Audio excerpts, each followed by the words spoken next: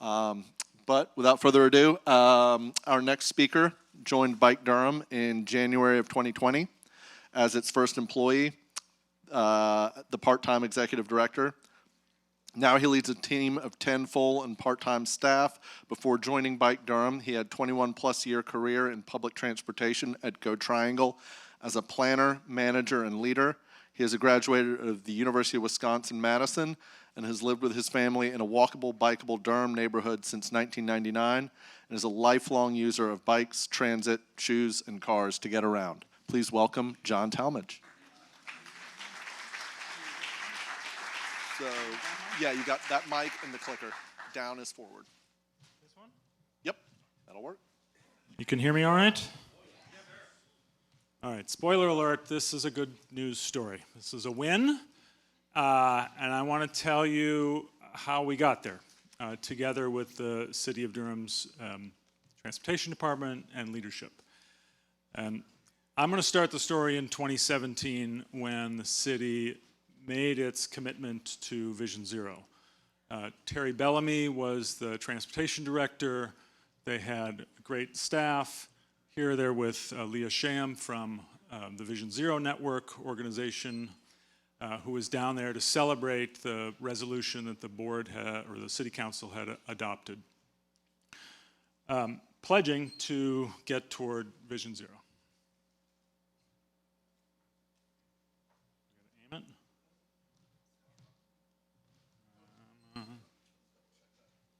Okay. Unfortunately, things stalled pretty early. There were a couple meetings of the Vision Zero Task Force, and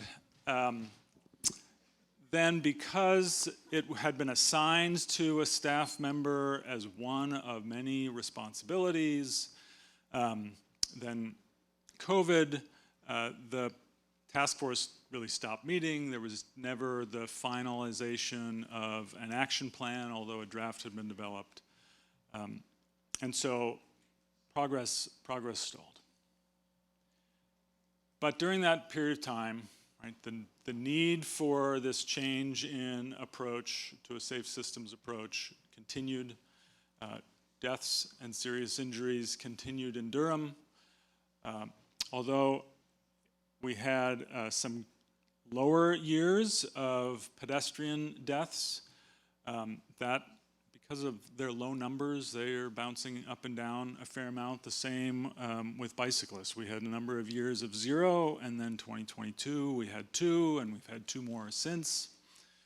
So the demand, the need for the approach is still there, and there were other ways that the city council and the city staff and leadership were hearing from citizens that sidewalks are important, bicycle infrastructure was important. When they had do outreach with Black and Latino communities, these were priority issues. When they would do long-term plan questions, these were rising to the top.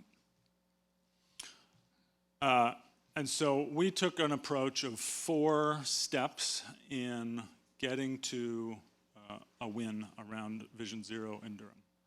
Building trust with city staff and council members, raising visibility of the issue in the community, making a clear ask that they could act on, and throughout the entire process, honoring the lives lost.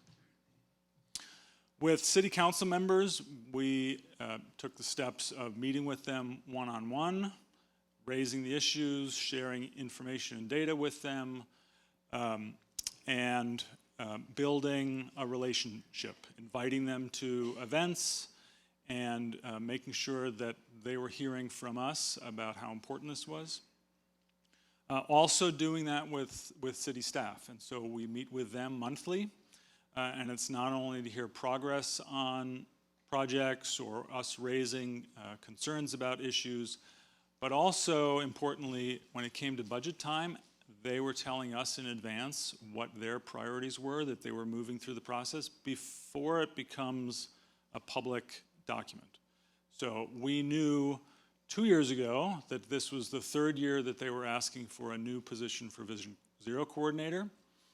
And for the third year in a row, it didn't ever get past the manager's office. So it never got to the city council for consideration. So we knew last year we need to get out ahead of the manager's budget being released and make sure that city council members know that this is a priority, so that they're asking the city manager and having discussion about it in public forums. We were building relationships with the media. These were both around events that we were planning, like the Ride of Silence, which happens in May of every year. Unfortunately, also around tragedies. But because we had been reaching out to them in cases where these were happening, deaths of people on bicycles or walking, reporters were reaching out to us for comment, and we could reiterate not only our shared sympathy, but also what we were interested in seeing done about it. Another way of raising the visibility was to plug into the bigger story. Last year, for the first time, we participated in holding an event around the World Day of Remembrance for road crash victims. That happens the third Sunday of every November. And what we decided to do last year was hold a vigil at this crossing on Guest Road, which is where Matt Simpson had been killed the July before. So his widow, Allison, joined us in planning the event, even though she wasn't able to be there. And we had luminaries, the votives that were in the bags, so we held it at dusk so that those were lit up, and it showed a narrowing of the street. We invited city council members. We had 2 city council members who came. One of them spoke. We had our Bicycle Pedestrian Advisory Commission engaged with us on this. The city transportation department was there. And it was an opportunity for all of us to raise the visibility of the need for this. And this is where we first made a clear ask, where we said, we want the city to fund a full-time, dedicated Vision Zero coordinator in the next budget cycle, and we wanted a Vision Zero action plan done within a year. Those were 2 things that the Vision Zero Network, the national organization, said are sort of baseline, foundational to making progress on a sustained basis, and we didn't have either of those things. So if we were going to get back on track, those were the 2 things that we wanted to see happen.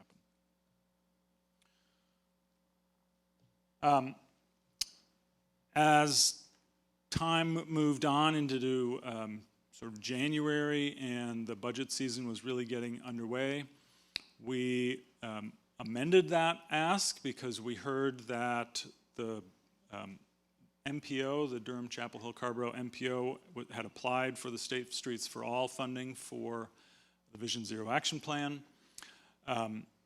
We were still reiterating with city council members that if that doesn't come through, we want you to backfill that and make sure that this still happens. But we added this commitment of sidewalks, the bicycle lanes, the traffic calming, crosswalks, and in part because we had been having conversations with the city staff and we knew that they were asking for those things, and Public Works. So we wanted to make sure that when it got to council that they heard that there was a strong voice in support of these things. And we didn't do that with a specific dollar amount because we didn't know what dollar amount. We hadn't done an analysis of that. So we were just making a broad call and hoping that that would connect with what the city was developing. The next step in March was rallying support to attend a budget public hearing. So the city, a few years ago, started doing an early budget public hearing to hear priorities from the community, and then once the budget's released, another one. We held a rally and a media event. This was across the street from a location where just a week before, or a couple weeks before, a man riding a bike who is engaged with Bike Durham had to leave the bicycle lane because there were parked cars in it. And it was the evening time. He hit a pothole and took a spill, injured himself, so he had to go to the hospital. And so we were lifting it up about the need to protect all the bicycle lanes in Durham, and had the idea to do a people-protected bicycle lane as we went from this location down to City Hall for the public hearing. We had organized a number of people to speak at the public hearing, and at the public hearing, there were two groups of speakers. There was us, and there were the folks who were asking for full funding of our Community Safety Task Force, which are the unarmed individuals who can respond to people in mental health crisis. Both of us had done rallies. Afterwards, we met up and said, we should be working on this stuff together as we move forward, and began to build some bridges there and share petitions. Through this, we continue to honor the lives lost. This is a photo of John Allure. So he was the budget director for the City of Durham. And it was just a couple of weeks after that public hearing that he was killed while riding his bike out in Orange County. And so that really raised the light on this issue and made it for the city leadership, personal, because they had all worked with John for so long, and these were things in process, but I can't help but believe that John's death while riding his bike didn't make it more urgent for a lot of them to move forward. May was the Ride of Silence again. On the left is Allison Simpson reading a statement. It's a city council woman on Allison's left, a police victim support person on her right. We also invited the husband of Cheryl LaRoberdier to speak, and he did, and we invited John Allure's family to speak, and one of his daughters decided she wanted to speak. It was very powerful. A city manager was there. There were other council members there. And we were able to, the city manager released her budget just a few days before, and we were able to thank her because it included that funding for the Vision Zero coordinator, and it included $40 million worth of projects, sidewalks, sidewalk repair, ADA curb cuts, traffic calming, bicycle lanes and other facilities, and safe crossings at trails and by schools. So it was important to give credit there. We had a petition that we were able to turn in 570 or so signatures on. We were able to tell those people to thank our city manager and ultimately to thank the city council members when they approved the budget in June. We followed it all the way through. We had speakers at the last city council hearing to make sure that they knew that we were still watching and paying attention and wanted to make sure that they voted. And now we will transition into accountability because really it's not the funding that matters. Ultimately, it is the projects on the ground. And so we'll continue that work with city staff and with the elected officials to put in place some mechanisms so that they're reporting back publicly about progress on these projects. And then we'll be going back with next year's ask, which will be, we're still working on some of those pieces of it, but we know that it'll be continued annual funding until we get to complete sidewalk networks and complete protected bicycle lane facilities, safe crossings, and slow speeds in our neighborhoods. That's the story.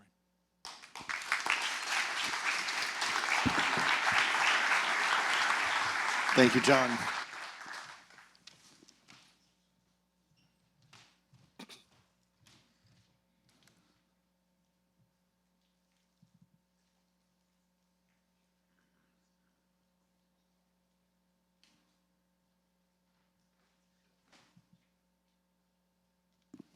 All right, next up we have another pair of presenters.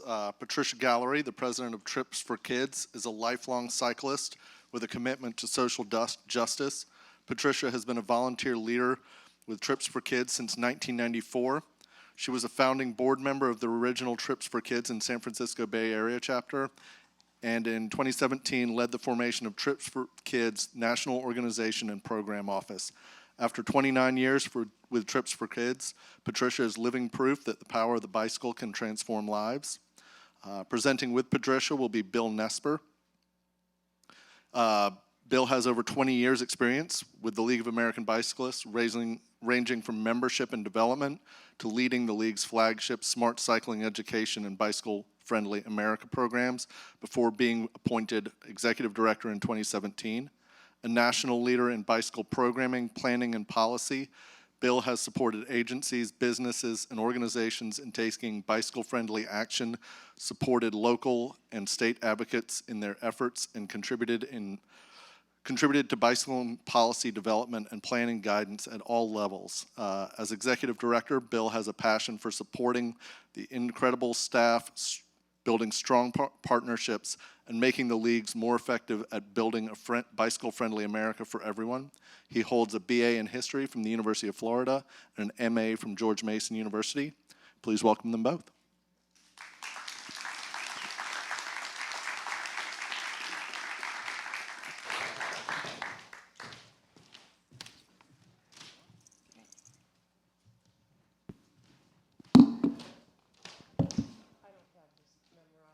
Sorry, I'm going to have to read a little bit here.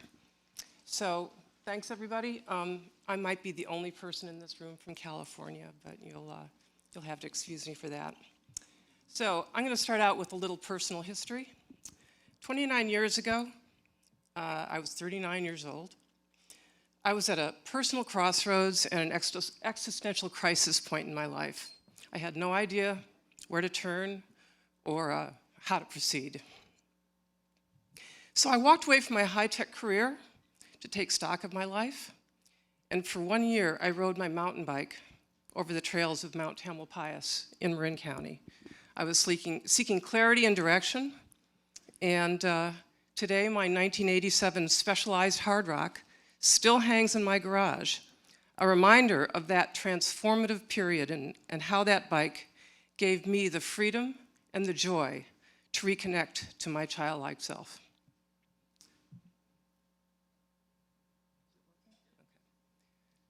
It was around that time I met a woman named Marilyn Price. Some of you might have heard of Marilyn. She's actually in the Mountain Bike Hall of Fame. Incredible woman. She's only, 82 years old now? I've known her for a very long time. She was running a little bike program out of her garage called Trips for Kids in Mill Valley, California. She was looking for volunteers to help lead trail rides on Mount Tam for the kids that were across the bay in San Francisco. Most of these kids had never ventured beyond the city, much less across the Golden Gate Bridge. Until their first ride with Trips for Kids, Mount Tam was a distant land visible from their inner city neighborhoods, but beyond reach. There was nothing like Trips for Kids anywhere in the country. In fact, nowhere in the world was there anything like Trips for Kids. But early on, people began to notice what we were doing. We were supported by some of the most celebrated cycling personalities in the world. Our annual bike swap was a real famous success. Mountain bike pioneers like Gary Fisher, Joe Breeze, Charlie Kelly, I'm sure you've heard of some of these people, Tom Ritchie, they're all from Marin, they all got behind us. That's them, that's the mountain bike pioneers. The Hall of Fame is now in Fairfax, which is in Marin County. People like Paula Pesso.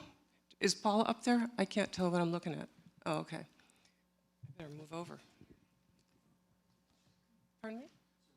Oh, the one on the left. Okay. So anybody ever hear of Paula Pesso? She was a very famous mountain bike athlete and a gold medal winner. She would ride with our girls. You see a picture there of her riding with us. She was leading a ride up on the mountain in 1996. Julie Furtado, another World Cup winner.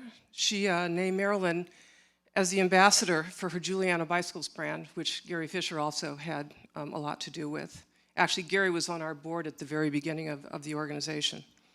At that time, girls on bikes just weren't a part of the culture, especially in the communities that we worked with. But that's not true anymore. Over 50% of the kids that ride on Trips for Kids rides are girls. So we actually have a program that we put together with our chapters called the More Girls on Bikes program, and you know, it worked. We got a lot of girls running now. Yeah.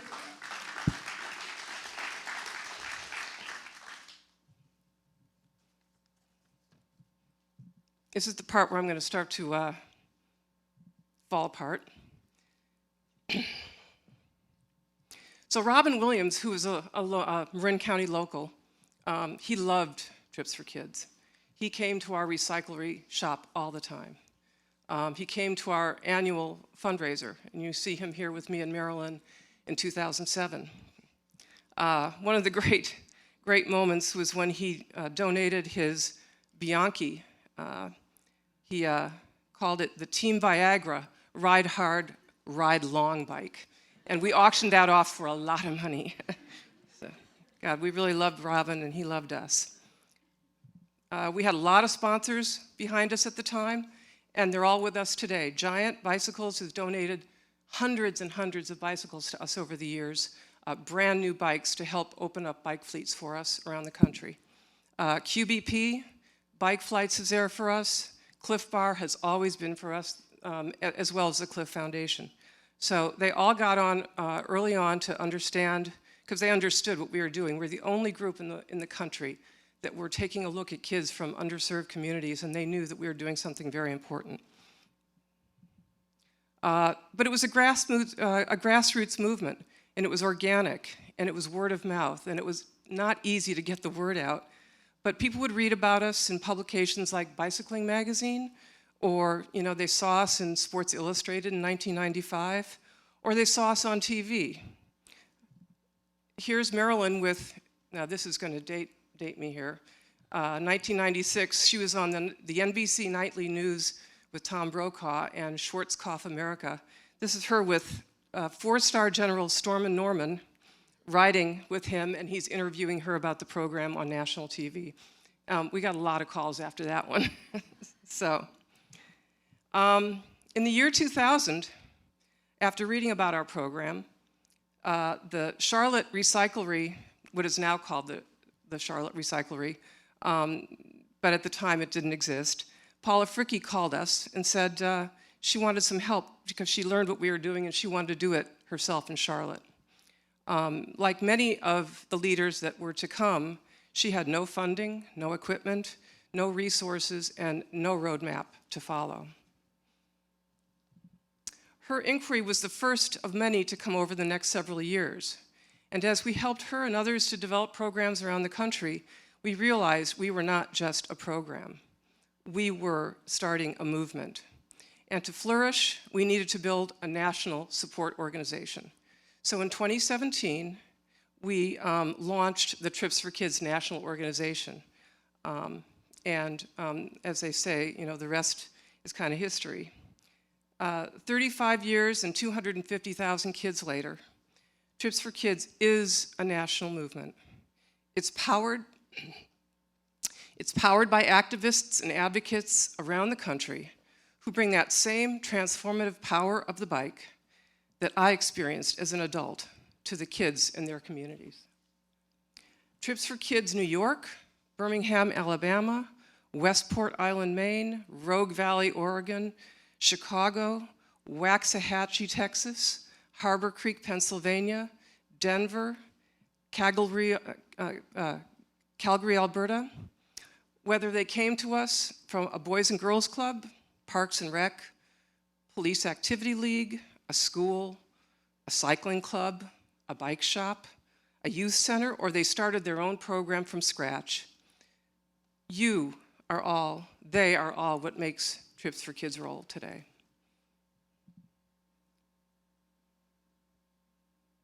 Sure I'm on the right slide here. That's just a sampling of some of the organizations around the country that are running Trips for Kids programs today. So, in Middle Georgia, as an example, Cherise Stevens founded the You Create Macon Youth Cycling Program, where she's running Trips for Kids programs, as well as a NICA team, and the first ever Major Taylor Cycling Club youth team. First ever, right? She's one of the many Trips for Kids chapters with League of American Bicyclists certified instructors. Oops, okay. Here's a few shots of her kids on a field trip in 2021 to Washington, D.C. at the Black Lives Matter Plaza. I heard last night that she also got a bunch of shots with Raphael Warnock during this trip, which was pretty cool. And then you see the kids at the Martin Luther King Memorial. And then there's, in the upper left-hand corner, her More Girls on Bike team. There are a lot of girls in Macon traveling, as she says, at the speed of bikes these days. Then we have Charlotte, Trips for Kids Charlotte. Here in North Carolina, Trips for Kids Charlotte and the Charlotte Recyclery to continue to grow and thrive after forming in the year 2000. In fact, in 2006, when the Charlotte Recyclery was formed, Terry, where are you, Terry, was the first bike shop manager for Trips for Kids in Charlotte. You've come a long way, Terry. So, Eric Supel, who's over here somewhere, raise your hand, is with us today. He rocks and rolls, and if you want to learn more about what he's doing, you can pull him over tonight at the social. So why did this all happen? What has inspired so many? Why did all these people want to replicate what we were doing in Marin? It was our programs. Trips for Kids pioneered the use of the bike as a vehicle for youth development. And our goal was simple. And I wrote these words about 25 years ago, and they haven't changed. To combine lessons in personal responsibility, achievement, and environmental awareness through development of practical skills and the simple act of having fun. Our trail ride program gives kids a chance to ride together with adult members on trails, city bike paths, and in parks to learn about themselves and the environment. These rides offer pivotal moments of transformation, like I had at the age of 39. Self-discovery and empowerment that can last a lifetime.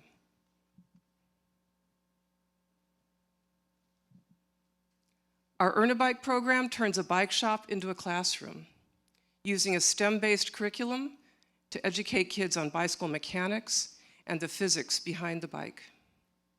Graduates, they earn their own bike at the end of the program and a helmet and a water bottle.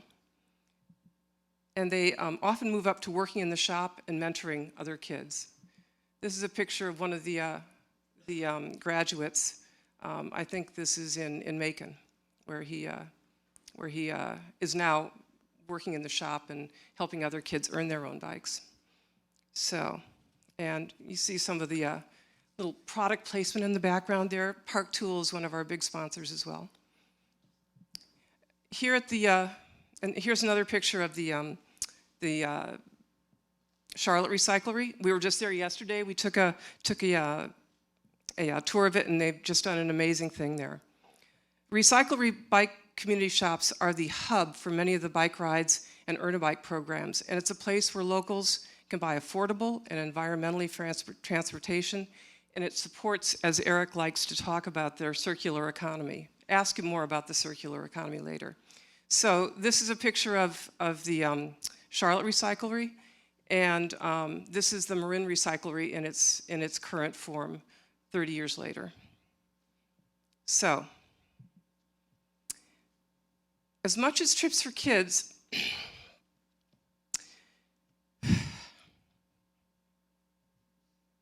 has accomplished over the decades, it became clear to us that our ability to develop new programs and get more kids and bikes was limited, in part by ourselves. In a way, the movement we had started actually outgrew us. So we focused on who had our passion for bikes and for getting kids on bikes, as well as the resources to take us to the next level. And that search ended with the League of American Bicyclists. Now as one, we know the League will continue our work, strengthen our community, and expand our reach into new areas. The League is the nation's oldest and largest grassroots cycling organization. They've demonstrated a commitment to equality in bicycling, and that's what drew them to us when we considered the future of Trips for Kids. They share a vision of a nation where everybody, regardless of who they are or where they live, can experience the joy of bicycling. And to tell you more about it, I'd like to introduce you to Bill Nesper, Executive Director of the Trips for Kids American Bicyclists and the new home of Trips for Kids. Let me say that again. Let me say that one more time. I mixed it up. Let me tell you more about it. I'd like to introduce you to Bill Nesper, the Executive Director of the League of American Bicyclists, the new home of Trips for Kids. Okay.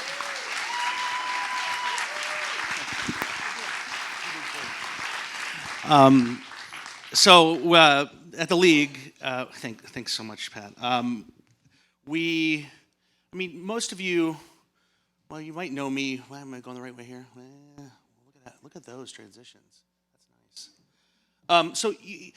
I don't know. Many of you know the League. Probably most of you know the League of American Bicyclists. And if not from our work, from me, maybe coming to the last few of these events and giving like 70 slides in 5 minutes. And Heidi always, is surprised by how fast I can talk. I'm trying really hard right now, Heidi.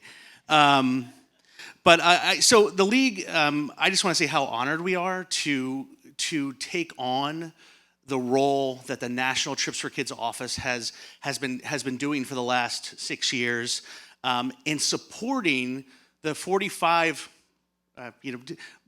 independent Trips for Kids organizations that are around the country, including the recyclery, which Pat said we got to see yesterday. It was incredible to see the work that they're doing. The League of American Bicyclists, our mission has not changed, but it's been tweaked. A few years ago, not only are we trying to create a bicycle-friendly America, it's for everyone, capital E for everyone. And it was a realization that we went through as an organization that we have to not just be thinking about us, those of us who are self-identify as cyclists, bicyclists, but we're doing this work together for the people that we hope will get on a bike, or get on a bike and you never even know they're getting on a bike. And so that little tweak in our mission statement was really, really big for us in realizing and sort of putting on a paper that this is more than just about that self-identified bicyclist. And so this work that we're able to do with the incredible programming that has been developed by Trips for Kids and expanding it to a larger network is absolutely in alignment with our goal of reaching everyone. Knowing that equality and equity are different things, and that we have to use our ears and our listening skills in our, as a national organization, the people at the ground level that you've seen so many presentations today about that ground level work, that are listening and learning about what needs to be done. It's not one size fits all to make a bicycle-friendly community, a bicycle-friendly North Carolina, a bicycle-friendly America for everyone. And so this edition of the Trips for Kids programming is really critical to us accomplishing our mission. And this part, this is a really not a great slide because it's got a ton of words on it. But I'll just say, basically, I just wanted to show you that it's on paper. Check out the League strategic plan. It's in pixels on our website. That our work is to listen and learn and to collaborate. We're at the national level. We are advocating with you, amplifying your voices so that there is that incredibly incredible new funding, 60% more in the latest transportation bill. You've heard about how to access the various grants, and we want to make sure that we're amplifying your voices so that we can get the best bicycle-friendly policies and the funding that will come down and become your biking infrastructure, your education programs, help support you in this incredible work you're doing. But we also have a different role, which is to develop and support local change makers. And it is the Recyclery and other organizations. And tonight we're going to the Pedal Factory. It's organizations like this, and I should also mention the 2 Advocacy Organization of the Year award winners over the last number of years. You have Asheville on Bikes and Bike Durham. There's a lot of incredible stuff happening in your state. It's at that local level that we as a national organization want to make sure that we're, of course, sharing with you great ideas and examples that you can take to make bicycling possible for young people, underserved people in every community, and also to share your example with the organizations around the country that many don't have what you have. So I think you should be very, very proud of that. I want you to know that I'm so proud to be able to do this work and to be able to take on this legacy and build on it and make sure that these critical programs and everything that we've learned are brought to our more than 600 bike clubs around the country, 400 state and local advocacy organizations around the country. Everybody should be doing Trips for Kids programming, and we want to make sure that they do. And we want to make sure that they have what they need to do that work as an organization. So I think I'll stop. Yeah, I think I'll stop there, and I won't go into the rest of the strategic plan. But no, I'm just kidding. But I just want to say this work. We've learned so much from Trips for Kids over the years. We've had a relationship with them. We're really so thankful to announce today that we are doing this work and playing this role and supporting those organizations, and together, hopefully your organizations will also be delivering better trips for kids in your communities. So thanks so much. Thanks. Thank you.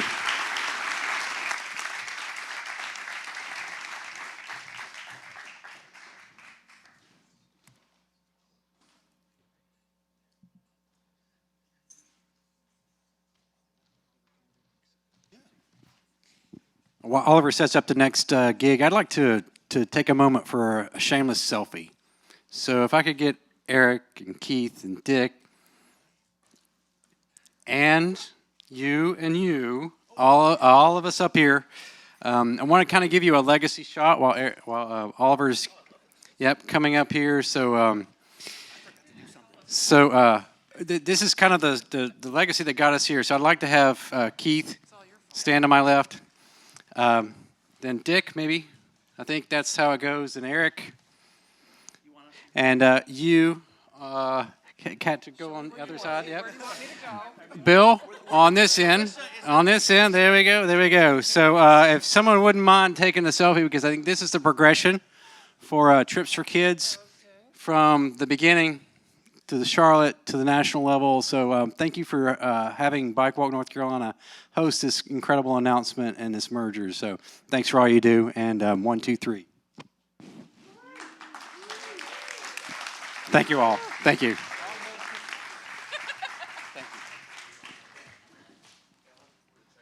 All right, thank you for that. All right, so here we come to our final presenter of the day. Will be Palmer McIntyre. She has been serving as the coordinator for the North Carolina Great Trail State Coalition and director of North Carolina Year of the Trail.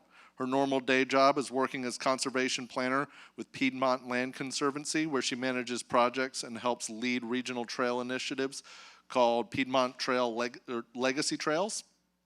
She first joined Piedmont Land Conservancy in 1996 as the program manager and has served in a variety of roles for the organization, including executive director, board member, and contractor. Palmer has a master's in regional planning from UNC Chapel Hill. She served as a Peace Corps volunteer in West Africa in the 1990s. She is co-authoring Trails and Treats, a trail guide featuring 30 trails across the mountain and Piedmont regions of North Carolina, paired with local eats. Please welcome Palmer McIntyre.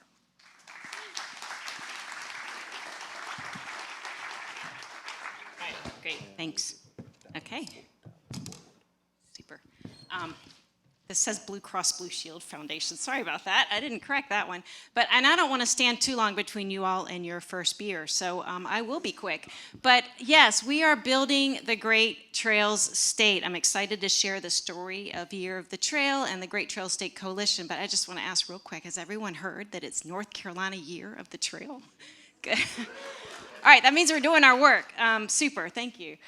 So all about trails, and when I say the word trails, I mean anything where we're moving our bodies. So these are trails that are natural surfaces, paved surfaces, water trails, so anything where you can hike, bike, walk, run, paddle, ride a horse.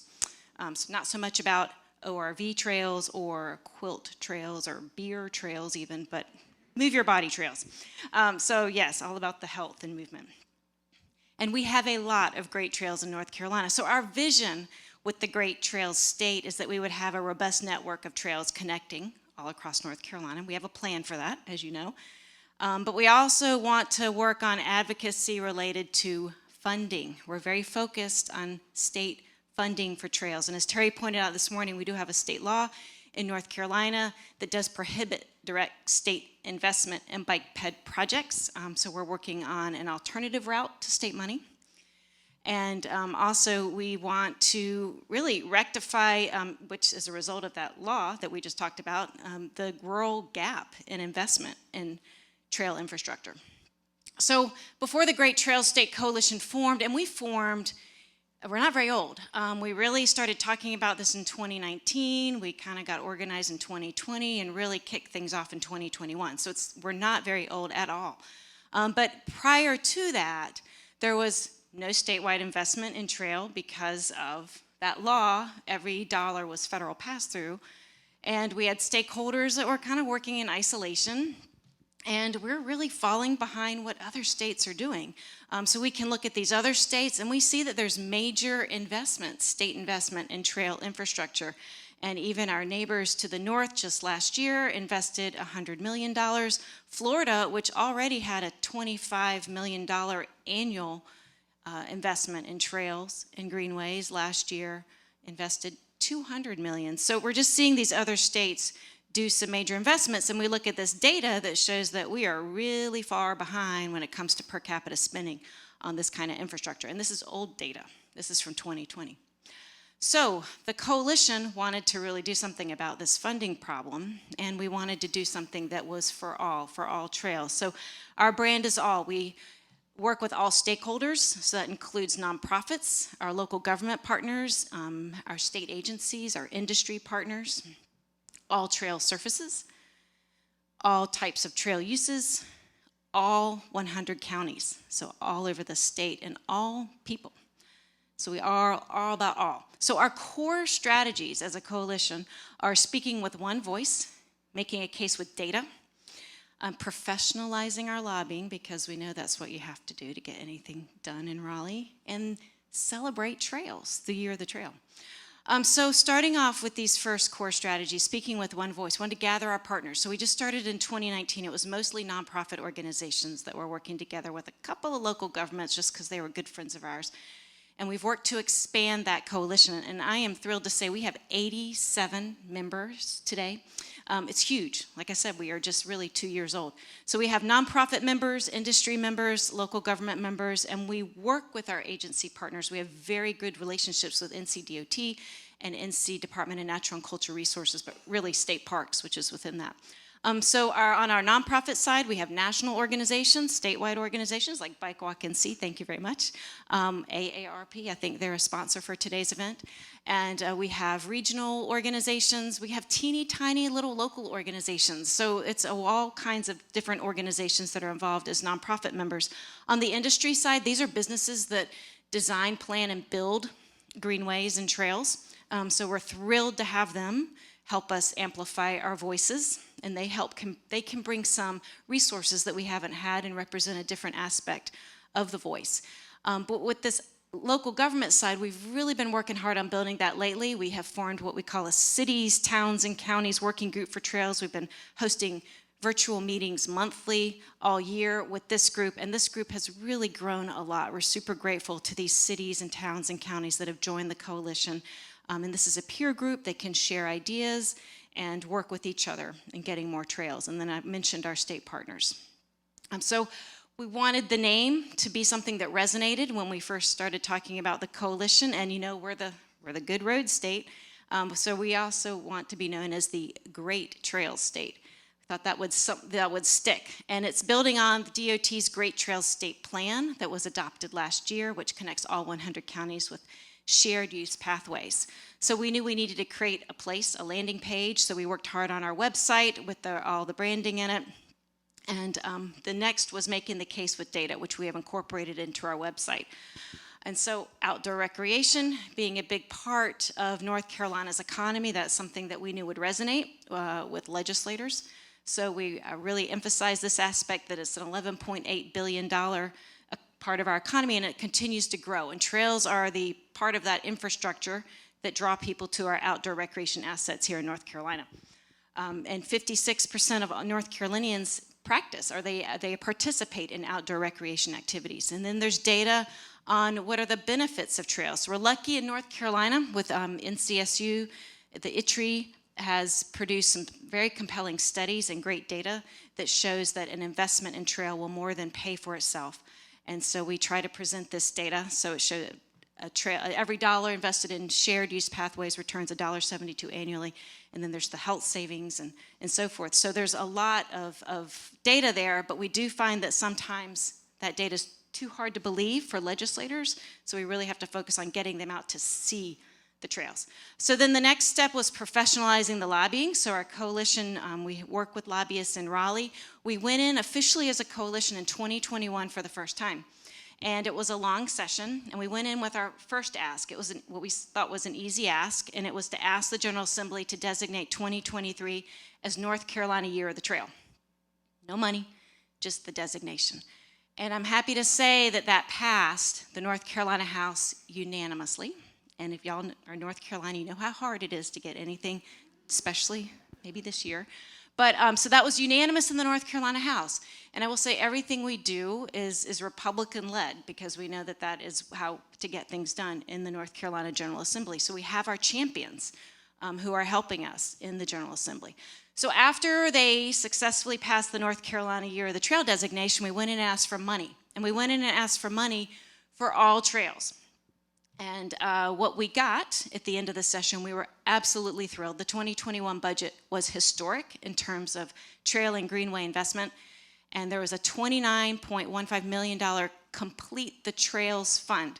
So it was a brand new fund.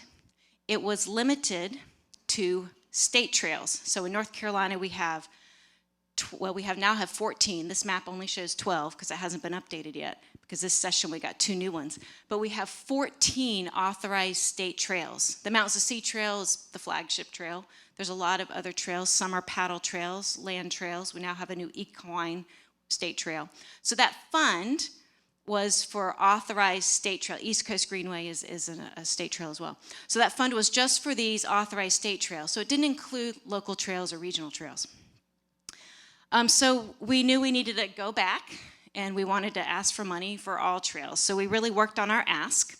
And we also worked on a map on our website that shows where projects are that are investment ready. So we asked communities to contribute projects that they knew were ready. And these might be projects that are not in the STIP, because sometimes communities don't even submit those projects if they don't have the cash match. So we wanted to just know where all the potential projects were, paved and natural surface. And so we've created a map. It's not a perfect data source. There is a qualifier there on that. We did the best we could just to show that there were projects all across the state that were ready for investment. And we went in with an ask this year to create a Great Trails State Fund. So this year in 2023's long session that's still going on, we did go in there. First of all, we wanted to get legislators out to Year of the Trail events, but we went in asking for a $25 million Great Trails State Fund. This would be a competitive grant fund that would be open to local governments and nonprofits, and it would be all trail types, paved and unpaved, and it would be one-time money. I mean, of course, we would love recurring money, but we have to start with the one-time because the General Assembly doesn't easily give out recurring funds. We also wanted, this is sort of a very nuanced piece, but with that Complete the Trails Fund grant that I talked about for state trails. They did provide some capacity building funds for state trail nonprofit partners. Every state trail in North Carolina has a nonprofit partner associated with it that really does all the work for it. And so we want a continuation of this capacity building funds for those authorized state trails. So that was our ask. And we don't know the end of the story yet. We thought we would know on Tuesday, and then everything blew up. So we will hopefully know pretty soon. And I will say that we are cautiously optimistic that there will be a Great Trails State Fund in the state budget when it does pass. But really, what we want to talk about, too, is the Year of the Trail. So this has been such an amazing celebration. When they passed the bill in 2021, it was August 2021 when Governor Cooper finally signed the bill. We had to say, oh boy, okay, now what do we want this to be? We just wrote some bill language that talked about the benefits of trails and how trails are beneficial to communities across the state, but we didn't really have it figured out what we wanted the campaign to be. We are the first state in the country to do a Year of the Trail campaign to this caliber. We did borrow our bill language from Rails to Trails Conservancy because they'd done some legislative years of the trail in Ohio and Indiana. So they have been super helpful in that. But this was really a first time because we wanted this to be big. I mean, really big. And so we started planning right away. And we came up with some goals. Really, we wanted this campaign to be all about inspiring people to try trails, inspiring people to get out on trails and explore the amazing landscape and small communities in North Carolina where we have so many wonderful trail resources. But we also wanted to demonstrate the importance of trails to our elected leaders, that they are an equally important part of community infrastructure as everything else with your roads and sewers and so forth. We want to boost outdoor recreation tourism, particularly in our small rural communities that are transitioning from these lost manufacturing economies.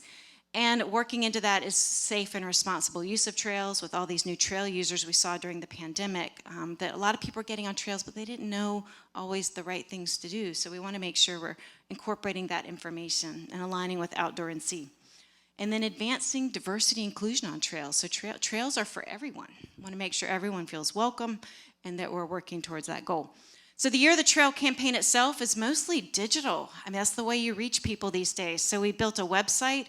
But we wanted to have events in all 100 counties in North Carolina. So we built toolkits for local communities, a digital toolkit, and had tons of workshops, virtual workshops where communities could access all of our assets, all the logos, branding guides, ideas, templates for all kinds of things. All that was online. We pushed that out starting last December, and communities got busy planning events and how to engage.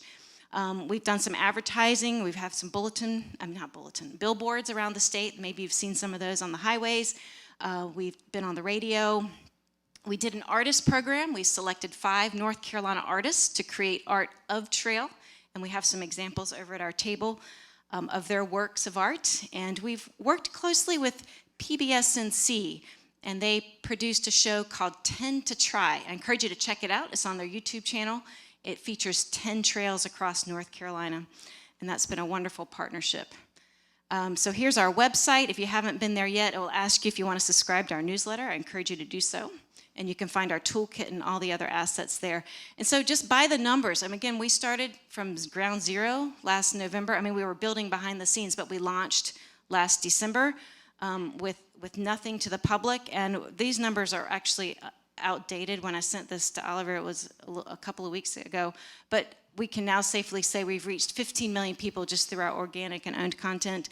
We've had 144,000 website visits. We've had more than 1,000 toolkit downloads. We've reached that number of 10,000 followers on social media. So if you're not following yet, I encourage you to do that so we can keep growing. Because what we really want to do is just activate people and get people engaged in this so then they can tell their legislators how important trails are to them. It gives us an opportunity to communicate our messages about trail funding advocacy. We've had great partnerships with our state agencies. PATH, which is People and Trails for Health, which is part of Department of Natural and Cultural Resources, has an Airstream, and they have sponsored events in small communities. Joe Miller is here today, and he's organized events, trail weekend events in small communities across the state that have drawn people in from all over. And people in those communities are discovering trails they never knew existed before. In our surveys, we have a whole evaluation process, and we are finding that 25% of the people who have participated in trail events didn't even know about these trails before. So that's been great for awareness raising. DOT has published a new roadmap that's got Year of the Trail information on it. So that was a huge win for us to get that information out there. I have copies over at our table if you want to pick one up. And of course, state parks and Visit and See have been huge partners with the campaign. We've had some fun private collaborations as well. For those of you in Charlotte, don't know if you've been to Blue Blaze, but they had a Year of the Trail Pale Ale that they were pouring for a while. And I think they're going to bring it back to the NC State Fair in a couple of weeks. Carolina Country Magazine has been working with us through the year as well, and some other fun partnerships. Tourism agencies have partnered with the campaign. Some parks and rec departments have done trail tracker sheets, their own swag. We have a Year of the Trail coffee. One of the lowest hanging fruits we have suggested to communities is to ask their governing boards to adopt a resolution of, or a proclamation, a resolution of support or a proclamation of support for Year of the Trail. And we've had dozens and dozens of communities participate in that. I think I talked to someone about it today, about maybe that Huntersville has done it. So if your community has not done that yet, that is an easy place to start. There's still plenty of time in the year to do that. We're on social media at Great Trails NC is our handle. I encourage you to follow along. We've got some terrific videos out. And every month we have a theme. I'm sorry that print is so small. I'm not sure what happened there. But we have a different theme just to keep content fresh every month. And so September is all about achieving a trail goal. Last month was about health and trails and wellness. Next month is about trail innovators, past and present. So we're going to be featuring some stories about really cool trail projects. And we'll finish out the year with some gratitude and celebrations. But what I want to nearly finish with is we're introducing a new holiday. Great Trails State Day, the third Saturday in October, so it'll be October 21st this year. It's really meant to be a statewide, simultaneous celebration of trails across all 100 counties. We want there to be events or personal trail activity in all 100 counties with Instagram takeovers, hashtags, everything, just a real buzz about trails on October 21st. So we're super excited about it. We've built a whole toolkit online with this logo, with some assets, including a poster, some ideas for events. And I thought I had the poster in here, but I don't. And we're doing that hashtag Great Trail State Day 2023, asking everyone to just share what they're doing. So encourage all of y'all, get out on a trail on October 21st. It's a great time of year to be out. I want to acknowledge the sponsors for this campaign. It's been $1 million campaign. We've had tremendous support from state parks and State Employees Credit Union, DNCR, and Visit NC and others. And so I want to acknowledge them. And then after 2023, it's like, okay, Year of the Trail's over, now what? We're going to keep going. It's that going back to that brand of North Carolina as the Great Trails State. We're going to launch the brand officially. We're going to probably tweak with this logo a little bit, but we'll be launching that in early 2024. So we're here for the long run. We really want to be part of building a movement that involves engagement and advocacy and helping us get more trail on the ground so communities and people can benefit. So that's the end. Thank you.